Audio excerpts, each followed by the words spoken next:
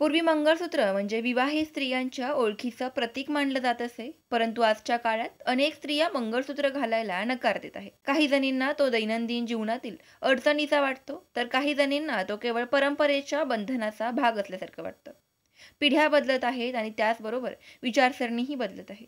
जुन्या पिढीला हे स्वीकारायला कठीण जातं, कारण त्यांच्यासाठी मंगळसूत्र हा नात्यातील स्थिरतेचा आणि बांधिलकीचा एक महत्त्वाचा भाग होता. आजच्या स्त्रिया आर्थिकदृष्ट्या स्वावलंबी झाल्या आहेत.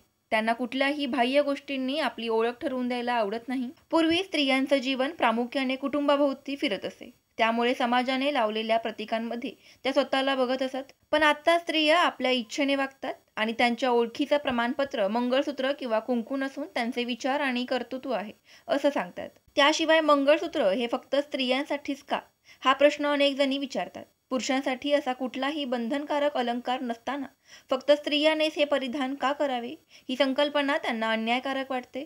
बरोबरच्या नात्यात दोघांनाही समान हक्क आणि जबाबदाऱ्या असाव्यात. मग विवाहाच्या चिन्हाची जबाबदारी दोघांवर समान का नाही? असा प्रश्न आजच्या स्त्रिया विचारतात. तथापि याचा अर्थ असा नाही की सर्व स्त्रिया मंगळसूत्राला विरोध करतात. काहींना तो प्रेमाचं आणि जोडप्याच्या नात्यातील घट्टपणाचं प्रतीक वाटतो. त्यामुळे ते त्या आनंदाने घालतात. पण फरक इतकाच आहे की पूर्वीसारखी सत्ती आता कोणी स्वीकारायला तयार नाही.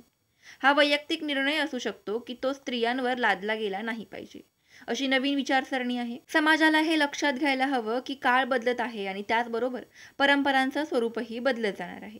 मंगळसूत्र घालणं किंवा न घालणं हे फक्त सौंदर्याचं किंवा परंपरेचं नव्हे, तर निवडीचंही प्रतीक आहे. जुन्या आणि नव्या विचारांच्या संघर्षात समजपणा ठेवून योग्य तो समतोल साधला गेला पाहिजे. धन्यवाद. माहिती आवडल्यास फॉलो, लाईक, शेअर करा आणि अशाच माहितीसाठी पाहत रहा आपले महिला विश्व.